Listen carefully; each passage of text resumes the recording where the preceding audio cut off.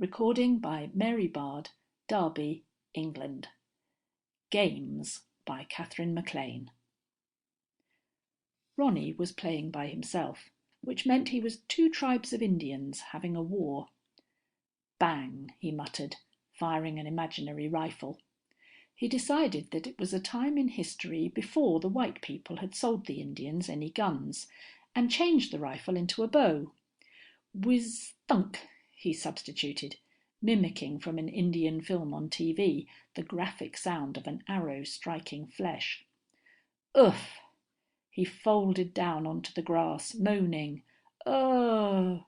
and relaxing into defeat and death. "Want some chocolate milk, Ronnie?" asked his mother's voice from the kitchen. "No, thanks," he called back, climbing to his feet to be another man. Whiz-thunk! Whiz-thunk! He added to the flights of arrows as the best archer in the tribe. "Last arrow! Whiz!" he said, missing one enemy for realism. He addressed another battling brave. "Who has more arrows? They are coming too close. No time. I'll have to use my knife." He drew the imaginary knife, ducking an arrow as it shot close. Then he was the tribal chief, standing somewhere else, and he saw that the warriors left alive were outnumbered. "We must retreat. We cannot leave our tribe without warriors to protect the women." Ronnie decided that the chief was heroically wounded, his voice wavering from weakness. He had been propping himself against a tree to appear unharmed, but now he moved so that his braves could see he was pinned to the trunk by an arrow and could not walk. They cried out. He said, "Leave me and escape. But remember." No words came, just the feeling of being what he was, a dying old eagle, a chief of warriors, speaking to young warriors who would need advice of seasoned humor and moderation to carry them through their young battles. He had to finish the sentence, tell them something wise. Ronnie tried harder, pulling the feeling around him like a cloak of resignation and pride, leaning indifferently against the tree where the arrow had pinned him, hearing dimly in anticipation the sound of his aged voice conquering weakness to speak wisely of what they needed to be told.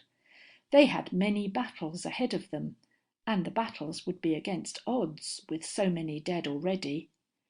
They must watch and wait, be flexible and tenacious, determined and persistent, but not too rash, subtle and indirect, not cowardly, and above all be patient with the triumph of the enemy and not maddened into suicidal direct attack.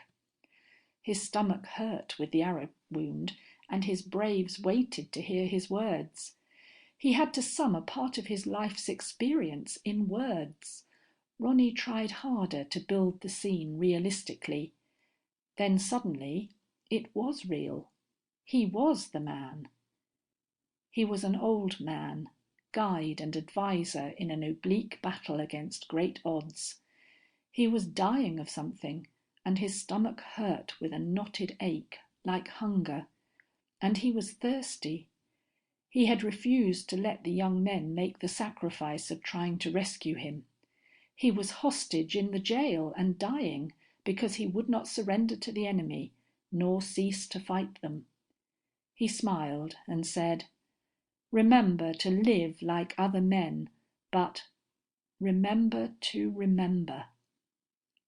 And then he was saying things that could not be put into words, complex feelings that were ways of taking bad situations that made them easier to smile at, and then sentences that were not sentences, but single alphabet letters pushing each other with signs, with a feeling of being connected like two halves of a swing, one side moving up when the other moved down, or like swings or like cogs and pendulums inside a clock, only without the cogs, just with the push.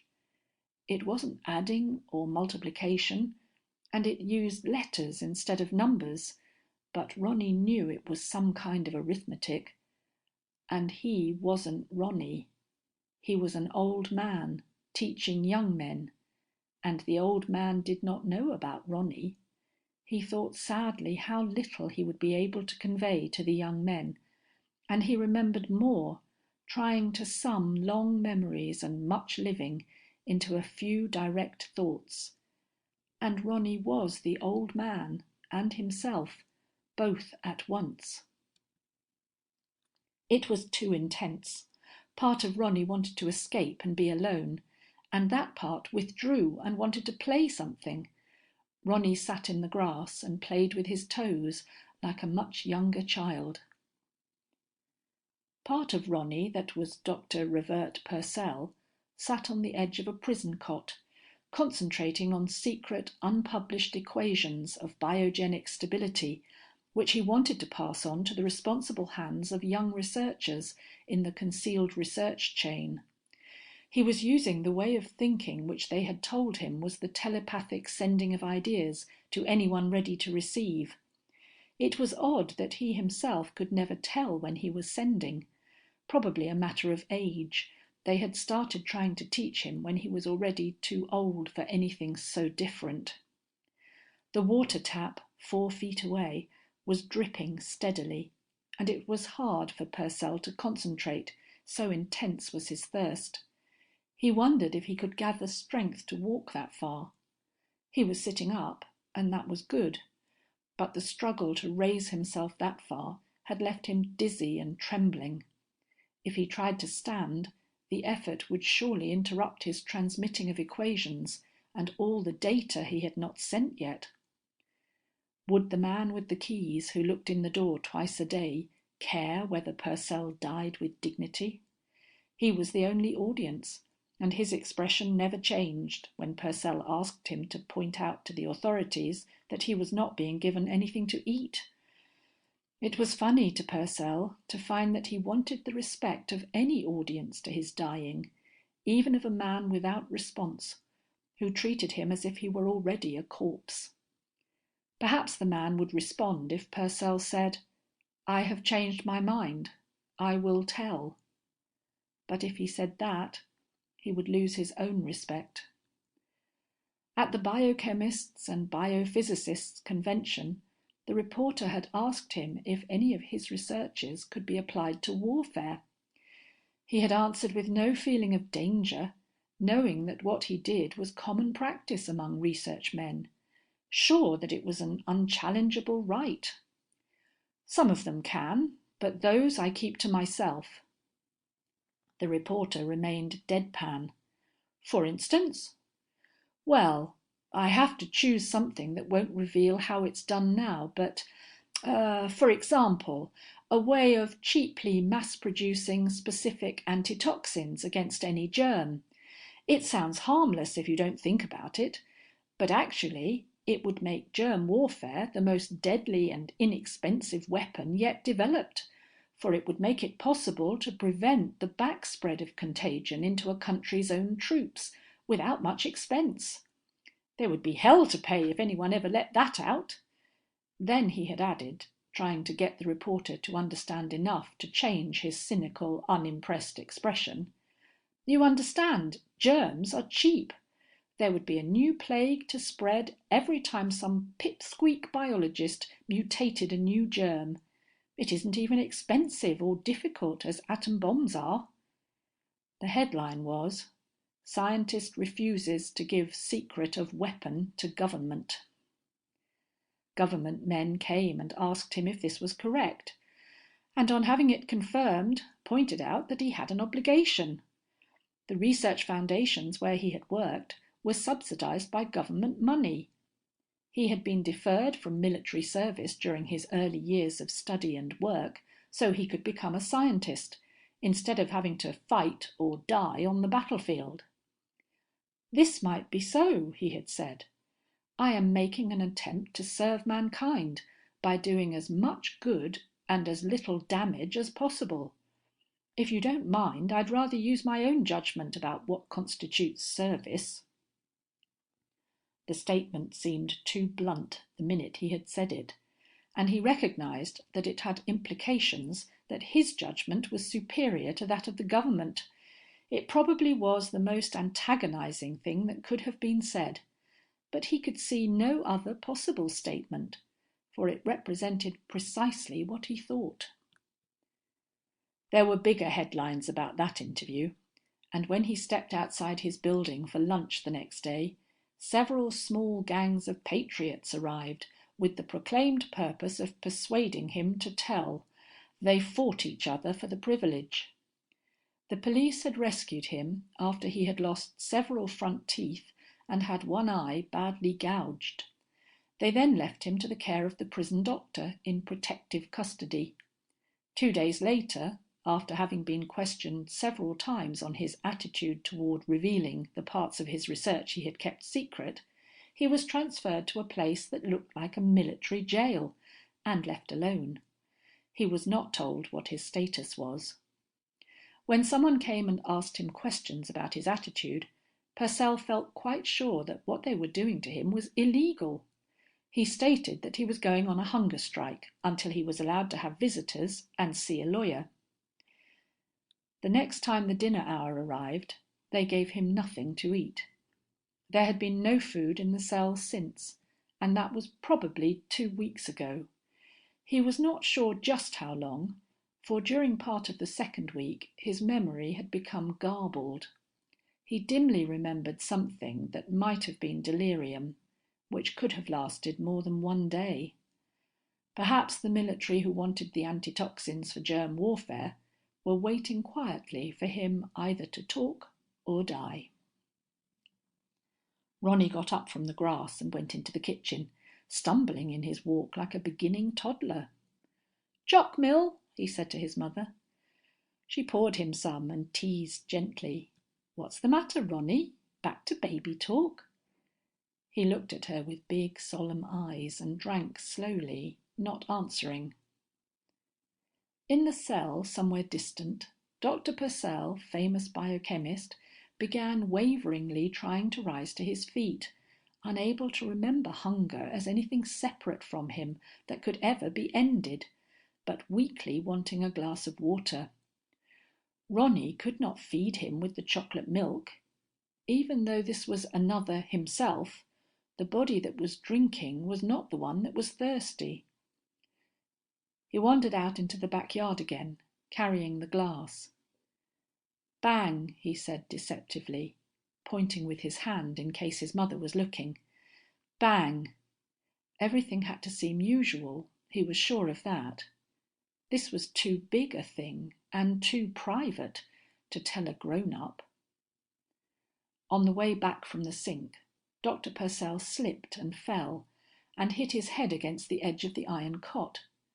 Ronnie felt the edge gashing through skin and into bone, and then a relaxing blankness inside his head, like falling asleep suddenly when they are telling you a fairy story while you want to stay awake to find out what happened next. "Bang," said Ronnie vaguely, pointing at a tree. "Bang." He was ashamed because he had fallen down in the cell and hurt his head and become just Ronnie again before he had finished sending out his equations. He tried to make believe he was alive again, but it didn't work. You could never make believe anything to a real good finish. They never ended neatly. There was always something unfinished and something that would go right on after the end. It would have been nice if the jailers had come in and he had been able to say something noble to them before dying, to show that he was brave. "Bang," he said randomly, pointing his finger at his head, and then jerked his hand away as if it had burned him. He had become the wrong person that time. The feel of a bullet jolting the side of his head was startling and unpleasant, even if not real, and the flash of someone's vindictive anger and self-pity while pulling a trigger. "My wife will be sorry she ever..." He didn't like that kind of make-believe. It felt unsafe to do it without making up a story first. Ronnie decided to be Indian braves again. They weren't very real, and when they were, they had simple, straightforward emotions about courage and skill and pride and friendship that he would like. A man was leaning his arms on the fence, watching him. Nice day. What's the matter, kid? Are you an Esper? Hello. Ronnie stood on one foot and watched him. Just making believe. I only want to play. They make it too serious having all these troubles. Good countryside. The man gestured at the backyards, all opened in together with tangled bushes here and there to crouch behind, when other kids were there to play hide and seek, and with trees to climb. It can be the universe if you pick and choose who to be, and don't let wrong choices make you shut off from it. You can make yourself learn from this if you are strong enough. Who have you been? Ronnie stood on the other foot and scratched the back of his leg with his toes. He didn't want to remember. He always forgot right away. But this grown-up was confident and young and strong-looking and meant something when he talked, not like most grown-ups. I was playing Indian. I was an old chief captured by enemies, trying to pass on to other warriors the wisdom of my life before I died. He made believe he was the chief a little to show the young man what he was talking about. Purcell! The man drew in his breath between his teeth and his face paled. He pulled back from reaching Ronnie with his feelings, like holding his breath in. Good game. You can learn from him. Don't leave him shut off, I beg you. You can let him influence you without being pulled off your own course. He was a good man. You were honored, and I envy the man you will be if you contacted him on resonant similarities. The grown-up looked frightened. But you are too young. You'll block him out and lose him. Kids have to grow and learn at their own speed. Then he looked less afraid, but uncertain, and his thoughts struggled against each other. Their own speed. But there should be someone alive with Purcell's pattern and memories. We loved him. Kids should grow at their own speed, but... How strong are you, Ronnie? Can you move ahead of the normal growth pattern? Grown-ups always want you to do something. Ronnie stared back, clenching his hands and moving his feet uneasily. The thoughts were open to him. Do you want to be the old chief again, Ronnie? Be him often, so you can learn to know what he knew and feel as he felt. It would be a stiff dose for a kid. It will be rich and exciting, full of memories and skills. But hard to chew. I'm doing this for Purcell, Ronnie, not for you. You have to make up your own mind. That was a good game. Are you going to play it any more? His mother would not like it. She would feel the difference in him, as much as if he had read one of the books she kept away from him, books that were supposed to be for adults only. The difference would hurt her. He was being bad, like eating between meals. But to know what grown-ups knew... He tightened his fists and looked down at the grass. I'll play it some more. The young man smiled, still pale and holding half his feelings back behind a dam. Then mesh with me a moment. Let me in. He was in with the thought, feeling Ronnie's confused consent, reassuring him by not thinking or looking around inside, while sending out a single call. Purcell! Doc! That found the combination key to Ronnie's guarded yesterdays and last nights and 10 minutes ago's. Ronnie, I'll set that door, Purcell's memories, open for you. You can't close it, but feel like this about it. And he planted in a strong set. Questioning, cool, open, a feeling of absorbing without words. It will give information when you need it, like a dictionary. The grown-up straightened away from the fence, preparing to walk off. Behind a dam pressed grief and anger for the death of the man he called Purcell. And any time you want to be the old chief, at any age he lived, just make believe you are him.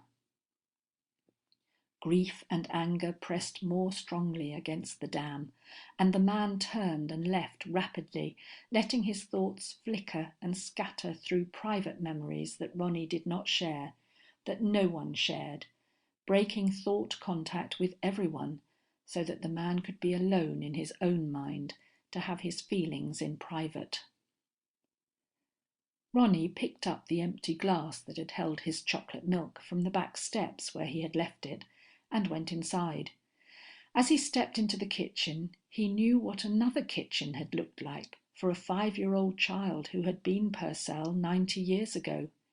There had been an iron sink and a brown and green spotted faucet, and the glass had been heavier and transparent, like real glass. Ronnie reached up and put the coloured plastic tumbler down. "That was a nice young man, dear. What did he say to you?" Ronnie looked up at his mamma, comparing her with the remembered mamma of 50 years ago. He loved the other one too. "He told me he's glad I play Indian." End of Games by Katherine MacLean. Recording by Mary Bard, Derby, England.